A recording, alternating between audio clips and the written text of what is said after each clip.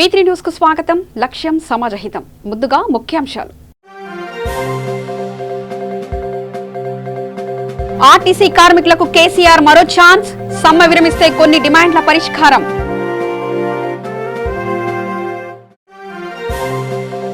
నిర్మల్ జిల్లా బాసర పుణ్యక్షేత్రంలో భక్తుల ప్రాణాలతో అధికారుల చెలగాటం. తాగునీటి వాటర్ కూలర్ కు మరుగుదొడ్డిలోని వాటర్ పైపుకు కలెక్షన్.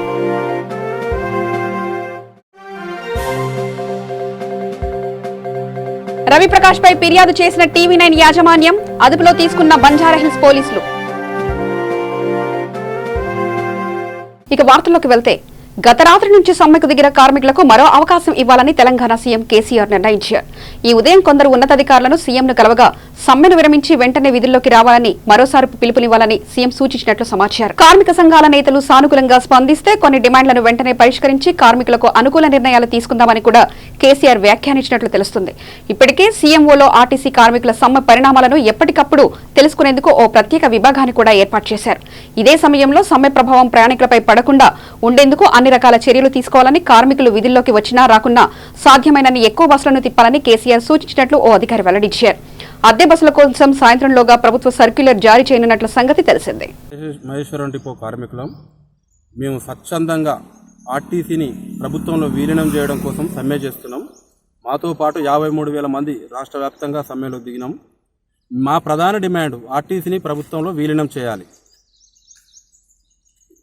ముఖ్య విషయాలకు వస్తే, గత 6 సంవత్సరాలలో 7,000 మంది రిటైర్మెంట్ అయిపోయారు. వాళ్ళ స్థానంలో ఇప్పటి వరకు ఒక్క రిక్రూట్మెంట్ జరగలేదు. 3,000 బస్సులు స్క్రాప్ అయిపోయాయి. కొత్త బస్సులు కూడా కొనుగోలు చేయలేదు. పరిభారం విపరీతంగా పెరిగిపోయింది. ముగ్గురు చేయాల్సిన డ్యూటీ ఒక్కరే చేస్తున్నారు. ఈ విధంగా ఈ మధ్యనే గుండెపోటులతో తట్టుకోలేక డ్రైవర్లు, కండక్టర్లు చనిపోవడం మీరు చూస్తూనే ఉన్నారు.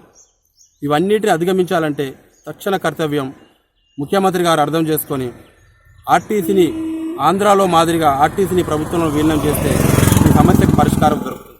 ఆ దిశగా ఆలోచించి నాకు నిర్ణయం తీసుకోవాలి.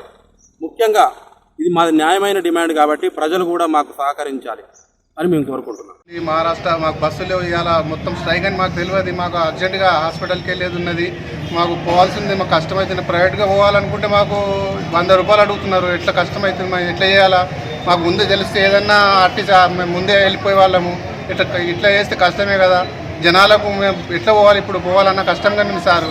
ఇలాంటి కష్టాలు ఎవరికి రావద్దు. మేము పోవాల్సింది ఎట్లా చేయాలి? ఇప్పుడు 100 రూపాయలు అంటే మేము యాడికి పెట్టాలి? గరీబ్ వాళ్ళం మేము. కష్టంగా సార్. ఏదన్నా ముందే చెప్తే జనాలకు కూడా ముందు ప్రిపేర్ అవుతారు కదా. ఇట్లా చేస్తున్నారు. మేము ఎట్లా పోవాలి? ఇప్పుడు మాకు 2 గంటల నుంచి వెయిట్ చేస్తున్నాము. వస్తుంది అనుకుంటాం. ఒక్క బస్సు కూడా వస్తలేదు. మహారాష్ట్ర బస్సు కూడా లేదు. మరి ఎట్లా కష్టం కదా మాకు. పోవాలన్నా రావాలన్నా మాకు ముందే ఏదన్నా గవర్నమెంట్ నుండి మాకు తెలిస్తే కూడా మేము పోస్ట్పోన్ చేసుకొని, లేకుంటే హాస్పిటల్ అంటే దేని బైక్ మీద దేని మీద వెళ్ళిపోయే వాళ్ళం. ఇప్పుడు ఎట్లా కష్టంగా ఉంది సార్. దీని గురించి ఇది చేయాలి సార్. నిర్మల్ జిల్లా బాసర పుణ్యక్షేత్రంలో భక్తుల ప్రాణాలతో అధికారులు చెలగాటమాడుతున్నారు. భక్తుల సౌకర్యార్థం తాగునీటి కోసం వాటర్ కూలర్ను ఏర్పాటు చేశారు. అయితే వాటర్ కూలర్లకు మరుగుదొడ్డిలోని వాటర్ పైపుకు కలెక్షన్ ఇచ్చారు. ఆ నీరే భక్తులు తాగుతున్నారు. నవరాత్రి ఉత్సవాలను పురస్కరించుకొని అమ్మవారి ఆలయంలో 3 చోట్ల వాటర్ కూలర్లను ఏర్పాటు చేశారు. అయితే వాటర్ కూలర్లకు మరుగుదొడ్డిలోని ట్యాప్ నుంచి పైపు ద్వారా నీటిని తీసుకువచ్చి వాటర్ కూలర్లకు కలిపారు. ఇప్పుడు ఆ కూలర్లోని నీటినే భక్తులు తాగుతున్నారు. ఇది భక్తులతో నిత్యం కలకల్లాడే బాసర అమ్మవారి ఆలయంలో అధికారుల నిర్లక్ష్యానికి పరాకాష్ట. టీవీ9 మాజీ సీఈఓ రవిప్రకాష్ ను పోలీసులు అదుపులో తీసుకున్నారు. హైదరాబాద్ బంజారాహిల్స్ పోలీసులు ఆయనను అరెస్ట్ చేశారు. నిధులను దుర్వినియోగం చేశారంటూ టీవీ9 యాజమాన్యం రవిప్రకాష్ పై ఫిర్యాదు చేసింది. డైరెక్టర్ల అనుమతి లేకుండానే చెక్కులతో డబ్బులు డ్రా చేసుకున్నారని ఫిర్యాదులో పేర్కొంది. కోట్లాది రూపాయలను రవిప్రకాష్ దుర్వినియోగం చేశారని తెలిపింది. ఈ నేపథ్యంలో రవిప్రకాష్ ను పోలీసులు అదుపులో తీసుకున్నారు. ఆయనపై చీటింగ్ కేసును నమోదు చేసిన పోలీసులు పిఎస్ లో విచారణ జరుపుతున్నారు. మరిన్ని వివరాలు తెలియాల్సి ఉంది. మేడ్చల్ జిల్లా కుత్బుల్లాపూర్ నియోజకవర్గం జగద్గిరిగుట్ట జీడిమెట్లలో దసరా పండుగ సందడి మొదలైంది. పండుగ వచ్చిందంటే చాలు ప్రజలంతా పల్లెబాట పడతారు. నగరంలోని ప్రజలు ఏ స్థాయికి చెందిన వారైనా సరే కన్నతల్లి లాంటి సొంత ఊరును గుర్తు చేసుకోవాల్సిందే. పాఠశాలకు సెలవులు కూడా కావడంతో జనంతో సందడిగా కనిపిస్తుంది. జగద్గిరిగుట్ట జీడిమెట్ల బస్టాండ్. దీంతో ప్రజలంతా కొన్ని రోజుల ముందే కన్నతల్లి లాంటి స్వంత ఊర్లకు ప్రయాణమవుతున్నారు. బస్సుల సర్వీసులు పెంచడంతో ప్రయాణికులు సైతం సంతోషాన్ని వ్యక్తం చేస్తున్నారు.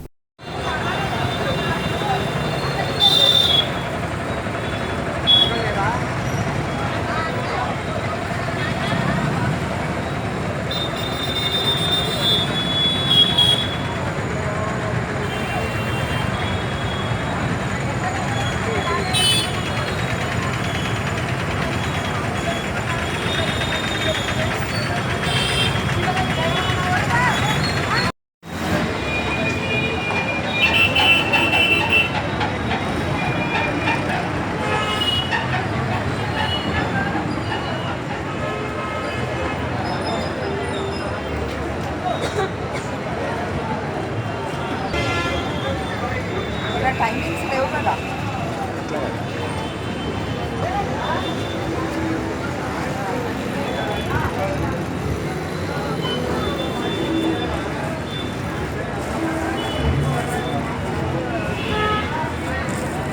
TSRTC joint action committee Telangana రాష్ట్ర వ్యాప్తంగా తలపెట్టిన సమ్మె సైరన్ మ్రోగింది. వరంగల్ అర్బన్ జిల్లా టు డిపో నుంచి దూర ప్రాంత బస్సులను నిలిపివేసినట్లు RTC joint action committee Warangal జిల్లా కన్వీనర్ గంభీర్ రెడ్డి తెలియజేశారు.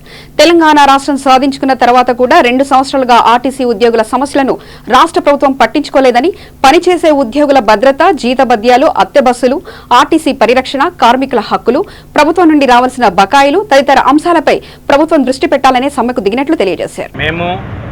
యాజమాన్యానికి, ప్రభుత్వానికి గత కొన్ని 2 సంవత్సరాల నుంచి కూడా మా సమస్యల మీద, ఆర్టీసీ రక్షణ మీద ఎన్నో దశల వారీ ఉద్యమ కార్యాచరణలు చేపట్టినా కూడా యాజమాన్యం కానీ ప్రభుత్వం కానీ స్పందించకపోవడం వల్లనే మా రాష్ట్ర జాక్ పిలుపు మేరకు రేపు పొద్దున మొదటి బస్సు నుంచి వరంగల్ రీజన్ వ్యాప్తంగా ఉన్నటువంటి 9 డిపోల్లో బస్సులు ఆపు చేస్తున్నాం. 4,100 మంది కార్మికులందరూ కూడా సమ్మెలోనికి వెళ్ళబోతున్నాం. మా ప్రధానమైనటువంటి డిమాండ్ ఏంటంటే ఆర్టీసీని ప్రభుత్వంలో విలీనం చేయాలి, ఖాళీలు భర్తీ చేయాలి, ప్రభుత్వం మాకు ఇవ్వాల్సినటువంటి రాయితీ డబ్బులు ఏవైనాయో అవి ఇవ్వాలి. మా జీతభత్యాల సవరణ 1/4/2017 నుంచి జరగాల్సినట్టు ఉంది, అది జరగాలి. ఉద్యోగ భద్రత కావాలి కండక్టర్ డ్రైవర్లకి. ఈ ప్రధానమైనటువంటి డిమాండ్ల మీద రేపు సమ్మెలోనికి వెళ్ళబోతున్నాం. ఇప్పటికీ ఎన్నో కమిటీలు వేసారు, ఇప్పుడు చర్చలు కూడా జరుగుతున్నాయి. ఆ కమిటీల మీద మాకు నమ్మకం లేదు. ఖచ్చితంగా గౌరవ ముఖ్యమంత్రి గారే ముందుకొచ్చి ఈ సంస్థను ఆదుకునే ఉద్దేశంలో కార్మిక ఐక్యత ఆర్టీసీని ప్రభుత్వంలో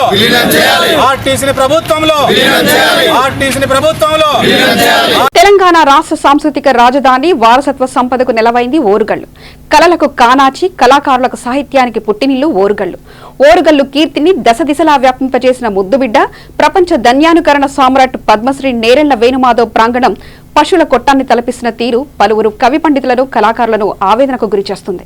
హనుమకొండ నగరం నడిబొడ్డున ఉన్న పబ్లిక్ గార్డెన్, అందులో కేంద్ర ప్రభుత్వం పద్మశ్రీతో సన్మానించుకున్న వ్యక్తికి మనం ఇచ్చే గౌరవం ఇదేనా అని ప్రతిష్టాత్మకంగా మనం నిర్ణయించుకున్న కళా తపస్వి ప్రాంగణం పిచ్చి మొక్కలతో, మట్టి దిబ్బలతో రాత్రిళ్లు పశువులు తిరుగుతూ కళ చెదిరి ధ్వంసమైన తీరు శోచనీయమని ఆందోళన వ్యక్తం చేస్తున్నారు కళాహృదయులు. గండెడి మండలంలోని గాడ్రియల్ గ్రామ సమీపంలో పెంట కుప్పలు, హరితహారం మొక్కలు పారివేయడం జరిగింది. రాష్ట్ర ప్రభుత్వం హరితహారం కార్యక్రమాన్ని విజయవంతంగా చేసేందుకు రాష్ట్ర ప్రభుత్వం ₹1 కోటి ఖర్చు చేస్తుంటే గ్రామ స్థాయిలో అధికారులు, పాలకులు నిర్లక్ష్యం వహిస్తున్నారు. నర్సరీల ఏర్పాట్లతో గ్రామ రోడ్లు, స్కూళ్లు, ప్రభుత్వ స్థలాలు, చెరువుగట్టపై హరితహారం మొక్కలు నాటాల్సి ఉన్న సమయంలో గాండ్రియల్ గ్రామ పంచాయతీ అధికారులు హరితహారం కార్యక్రమంపై ఎలాంటి శ్రద్ధ చూపడం లేదు. మండలంలోని 49 గ్రామ పంచాయతీలు ఉండగా ప్రతి గ్రామ పంచాయతీ ఈ కార్యక్రమంపై ప్రత్యేక శ్రద్ధ పెడుతుంటే ఈ గ్రామ పంచాయతీలోని స్థానిక ప్రజాప్రతినిధులు, అధికారులు మాత్రం ఏమాత్రం దీనిపై స్పందించడం లేదు. మొక్కుబడిగా పనులు నిర్వహిస్తున్నారు. ప్రధానమంత్రి పిలుపు మేరకు గాంధీ జయంతి రోజు నుంచి ప్రతి ఎంపీ తమ నియోజకవర్గంలో 8 కిలోమీటర్ల పాదయాత్ర నిర్వహించి ప్లాస్టిక్ వాడకంపై అవగాహన కలిగించాలంట ఉద్దేశంతో నిర్మల్ జిల్లా కడెం మండలం బెల్లాల్ గ్రామం నుంచి ఎంపీ సోయాము బాపురావు ప్రజల సమస్యలు తెలుసుకుంటూ పాదయాత్ర ప్రారంభమైంది. గాంధీ జయంతి సందర్భంగా అక్టోబర్ 2 నుంచి భారతదేశంలో ఉన్న పార్లమెంట్ సభ్యులందరూ కూడా ప్రతిరోజు 15 కిలోమీటర్ల చొప్పున 8 గ్రామాలను విజిట్ చేసి అక్కడి గ్రామాలను చైతన్యపరచాలన్న ఉద్దేశంతో మరి భారతీయ జనతా పార్టీ అధ్యక్షుడు అమిత్ షా గారు, అదేవిధంగా వర్కింగ్ ప్రెసిడెంట్ నడ్డా గారు, అదేవిధంగా భారతదేశ ప్రధానమంత్రి నరేంద్ర మోదీ గారు తీసుకున్న నిర్ణయం ప్రకారం మేము 2 నుంచి ఆదిలాబాద్ జిల్లాలో 25 కిలోమీటర్లు నడవడం జరిగింది. అదేవిధంగా బోత్ నియోజకవర్గంలో కూడా 25 కిలోమీటర్లు నడవడం జరిగింది. ఇవాళ సంకల్ప యాత్రలో 3వ రోజు. ఈ 3వ రోజులో ఇవాళ చిట్యాల గ్రామంలో మరి ఉదయం నుంచి చిట్యాల గ్రామంకు రావడం జరిగింది.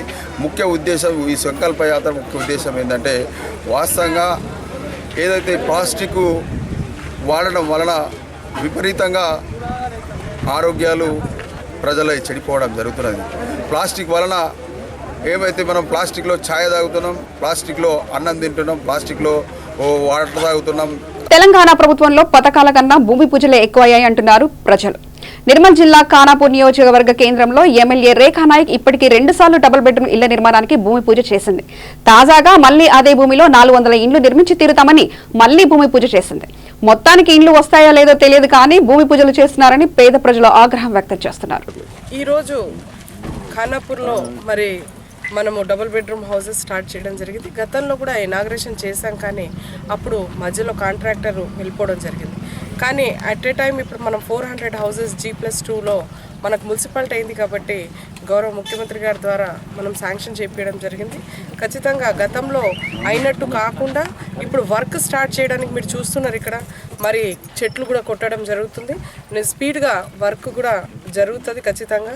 మరి ప్రజలు కూడా వాస్తవంగా ఖానాపూర్లో 2000 మందికి హౌసింగ్ లేని వాళ్ళు ఉన్నారు. మరి ఇప్పుడైతే 400 ఇస్తున్నాము. మరి ఫ్యూచర్లో ఒకవేళ ప్లాట్లు కూడా ఇవ్వడానికి మేము కలెక్టర్తో కూడా మాట్లాడడం జరిగింది. మరి భూమి లేని వాళ్ళకి ఆ ప్లాట్లు కూడా ఇచ్చి మరి వాళ్ళకి ఏదైతే జియో వచ్చిన తర్వాత వాళ్ళ స్థలంలో వాళ్ళకి కట్టించడానికి జియో వచ్చిన తర్వాత మరి గౌరవ ముఖ్యమంత్రి గారి దృష్టికి తీసుకెళ్ళేసి భూమి లేని వాళ్ళతో కూడా మాట్లాడి వాళ్ళకి ఖచ్చితంగా ప్లాట్లు ఇప్పించి మళ్ళీ ఇల్లు కట్టించడం జరుగుతుంది. ఇది ఏ ప్రాతిపదికన జరుగుతుంది మేడం? లాటరీ పద్ధతి లేకపోతే అంటే లాటరీ సిస్టమ్ అనేది ఇంకా మళ్ళీ అన్ని చోట్ల ఎలా జరుగుతుందో అలాగే ఇక్కడ లాటరీ అయితే లాటరీ. మరి కొంతమంది పేదోళ్ళు చాలా మంది ఉన్నారు కాబట్టి భూమి లేని వాళ్ళు కనీసం వాళ్ళకి ఉండడానికి కూడా స్థలాలు లేదు. అలాంటి వాళ్ళకి సెలెక్ట్ చేసి ఇవ్వడం జరుగుతుంది. గైడ్లైన్స్ చేయడం కూడా జరుగుతుంది. ఢిల్లీలో కేంద్ర హోంశాఖ మంత్రి అమిత్ షా ఆధ్వర్యంలో భారతీయ జనతా పార్టీలో చేరి ఢిల్లీ నుంచి శంషాబాద్ ఎయిర్పోర్ట్ కి చేరుకున్న మాజీ హోంశాఖ మంత్రి దేవేందర్ గౌడ్ తనయుడు టీడీపీ నాయకుడు తూళ్ల వీరేందర్ గౌడ్ కు శంషాబాద్ ఎయిర్పోర్ట్ లో భారతీయ జనతా పార్టీ నాయకులు ఘనస్వాగతం పలికారు. తెలుగుదేశం పార్టీని విడి భారతీయ జనతా పార్టీలో చేరడం పట్ల పలువురు భారతీయ జనతా పార్టీ నాయకులు హర్షం వ్యక్తం చేస్తున్నారు.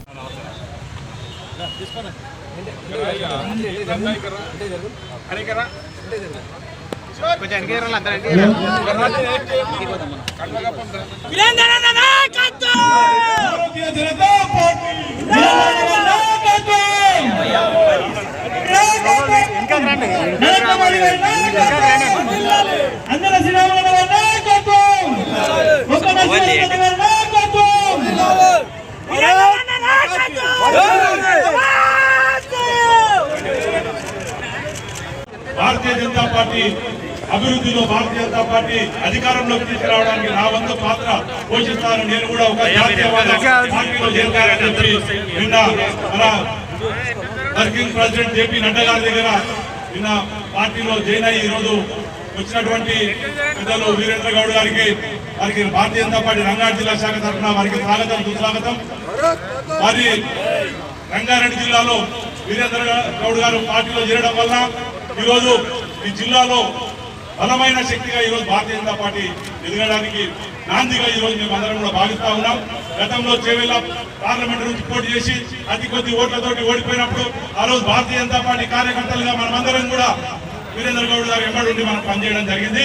ఈ రోజు మనం కూడా మళ్ళీ ఆయన నాయకత్వంలో ఆయన సహకారంతో అందరం కూడా కలిసి భారతీయ జనతా పార్టీలో నరేంద్ర మోడీ ఆశయాలకు అనుగుణంగా భారతీయ జనతా పార్టీ నిర్మాణం చేద్దామని చెప్పి దానికి మనం అందరం కూడా కలిసికట్టుగా పనిచేయాలని చెప్పి మరోసారి పార్టీలో చేరినందుకు వీరేంద్ర గౌడ్ గారికి ఆయన కుటుంబ సభ్యులకు అందరికీ కూడా భారతీయ జనతా పార్టీ రంగారెడ్డి జిల్లా శాఖ తరఫున వారికి ఆర్థిక శుభాభినందనలు వారికి స్వాగతం తెలియజేస్తున్నాను. మెదక్ పట్టణంలోని స్థానిక రెవెన్యూ డివిజన్ కార్యాలయం ముందు తెలంగాణ రాష్ట్ర జర్నలిస్టుల యూనియన్ ఆధ్వర్యంలో జర్నలిస్టుల సమస్యలు పరిష్కరించాలని ఆందోళన నిర్వహించారు. జర్నలిస్టులందరికీ సంక్షేమ పథకాలు అన్నిటినీ నెరవేర్చాలని, మెదక్లో 5 మంది జర్నలిస్టులు ఆత్మహత్య చేసుకున్నారని, 6 సంవత్సరాల నుంచి జర్నలిస్టుల సమస్యలు పట్టించుకోవడం లేదని, జర్నలిస్టులందరికీ ఇళ్ల స్థలాలు కేటాయించి ఇల్లు నిర్మించి ఇవ్వాలని, అందరికీ హెల్త్ కార్డులు జారీ చేసి అన్ని కార్పొరేట్ ఆసుపత్రుల్లో చెల్లుబాటు అయ్యే విధంగా చూడాలని, 239 జీవోను రద్దు చేసి అర్హులైన జర్నలిస్టులందరికీ అక్రిడిటేషన్ కార్డులు మంజూరు చేయాలని డిమాండ్ చేశారు. ముఖ్యంగా Medak electronic media and print media and Urdu media వాళ్ళకు నిజంగా చాలా శుభాకాంక్షలు. ఎందుకంటే మన యూనియన్ మన రాష్ట్ర కమిటీ పిలుపు మేరకు మన ధర్నాను విజయవంతం చేయడం కోసం ఎంతో శ్రమ కొట్టి ఈరోజు ధర్నాను విజయవంతం చేస్తున్నాం. ముఖ్యంగా తెలంగాణ ప్రభుత్వం ప్రవేశపెట్టిన సంక్షేమ పథకాలు ఒకవైపు ఉంటే జర్నలిస్టులకు పెడతామన్న సంక్షేమ పథకాలు ఇప్పటి వరకు ఒక్క మాట కూడా నెరవేర్చలేడు. అసలు మేము తెలంగాణ రాష్ట్రం సిద్ధించి 6 సంవత్సరాలు గడిచిన తెలంగాణ పేరు మీద ఉన్న అక్రిడిటేషన్ కార్డు ఇప్పటి వరకు కూడా గుర్తులేదంటే ఎంత సిగ్గుచేట అనేది మనం ఒక్కసారి నిమర వేసుకోవాలి. తెలంగాణ పేరు మీద ఉన్న అక్రిడిటేషనే మనం ముట్టలేదు. ఒకవైపు అసెంబ్లీలో మెదక్లో జర్నలిస్టులకు ఇళ్ల స్థలాలు ఇచ్చినాం, లేదా జర్నలిస్టులకు హెల్త్ కార్డులు ఇచ్చినాం, జర్నలిస్టులకు అన్ని రకాలుగా మేము డబుల్ బెడ్రూమ్ ఇచ్చినాం, అన్ని రకాల సంక్షేమ పథకాలు అందుతున్నాయని ప్రభుత్వం చెప్పడం అనేది సిగ్గుచేటు. ఎందుకంటే ఒకటే రోజులో ఒకే మెదక్ జిల్లాలో 5 మంది జర్నలిస్టులు ఆత్మహత్య చేసుకున్న పరిస్థితి ఉంది. ఎంతోమంది జర్నలిస్టులు అనారోగ్యాన్ని పాడై హాస్పిటళ్లలో మృతి చెందిన పరిస్థితి ఉంది. కానీ ఎవరు కూడా పట్టించుకునే పాపన పోలేదు. ఈ 6 సంవత్సరాలుగా జర్నలిస్టుల మనోవేదనను గుర్తించి మన యూనియన్ మనం ఏం చేద్దామనే ఒకే ఒక ఉద్దేశంతో ప్రశ్నించే గొంతు లేకపోతే ఎదుటివాడు చేయడు అనే ఒక నిర్ధారణకు వచ్చిన తర్వాతనే మేము ఈ ఉద్యమాన్ని తీవ్రతరం చేయాలనుకుంటున్నాం.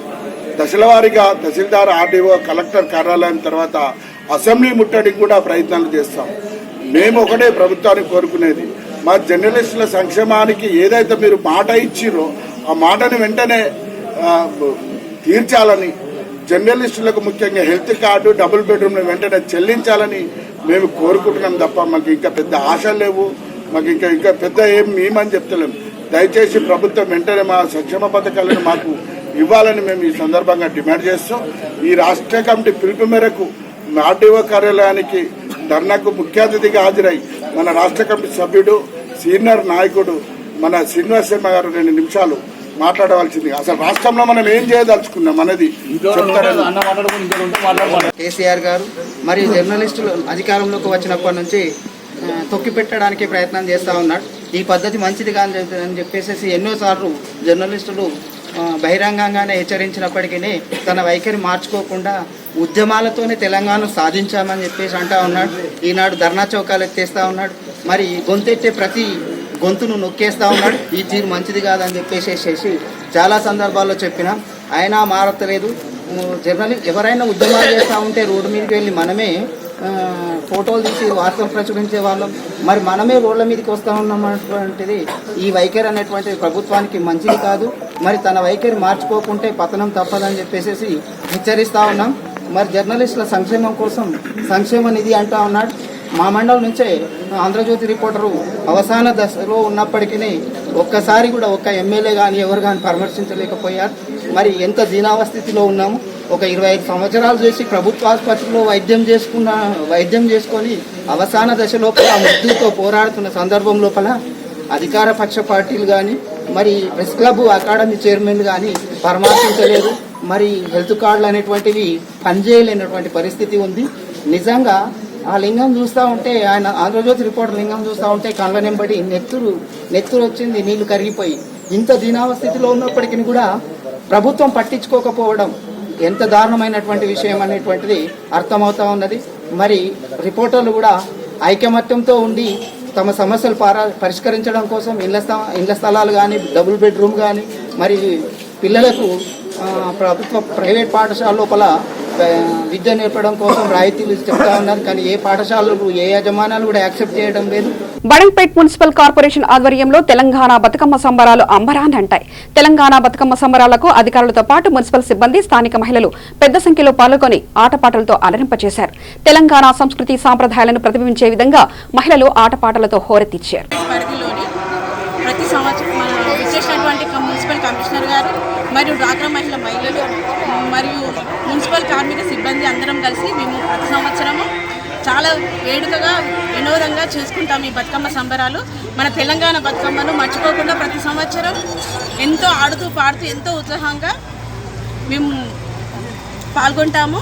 మాకు ఇది ఎంతో ప్రతి సంవత్సరము చాలా ఆనందంగా ఉంది. ప్రతి సంవత్సరం మాకు ఎంతో ఆనందంగా, సంతోషంగా ఉంది. ఆఫీస్లో మరి ప్రతి ఇయర్ బతుకమ్మ సంబరాలు చేసుకోవాలని, కంపల్సరీగా చేయాలని కూడా ఆదేశాలు ఇచ్చారు.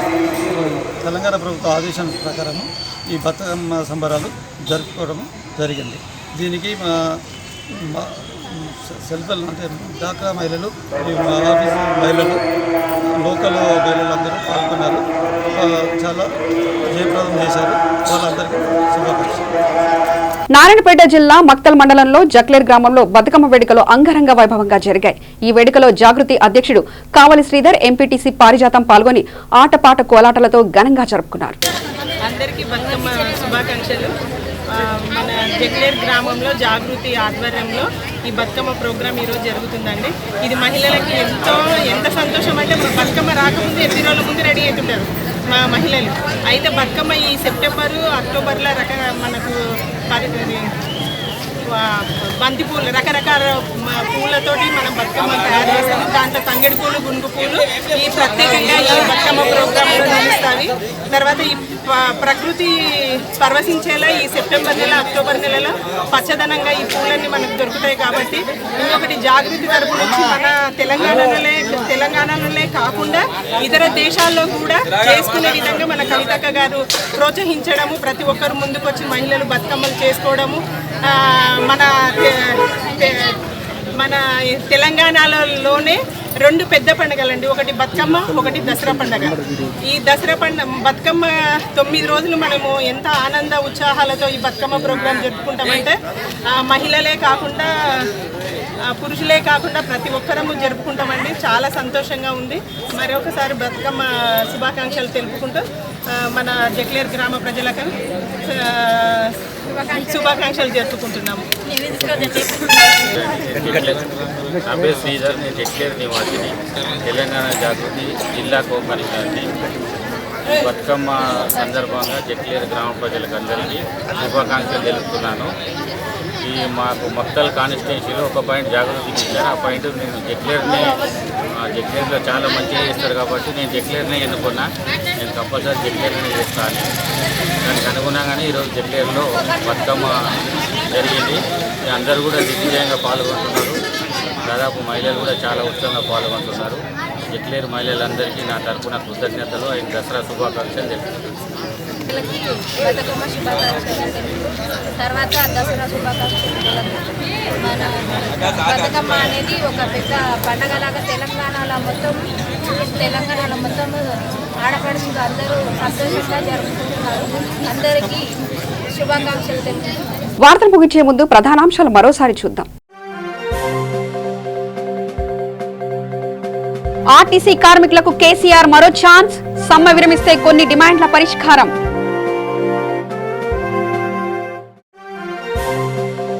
నిర్మల్ జిల్లా బాసర పుణ్యక్షేత్రంలో భక్తుల ప్రాణాలతో అధికారుల చెలగాటం, తాగునీటి వాటర్ కూలర్ కు మరుగుదొడ్డిలోని వాటర్ పైపుకు కలెక్షన్.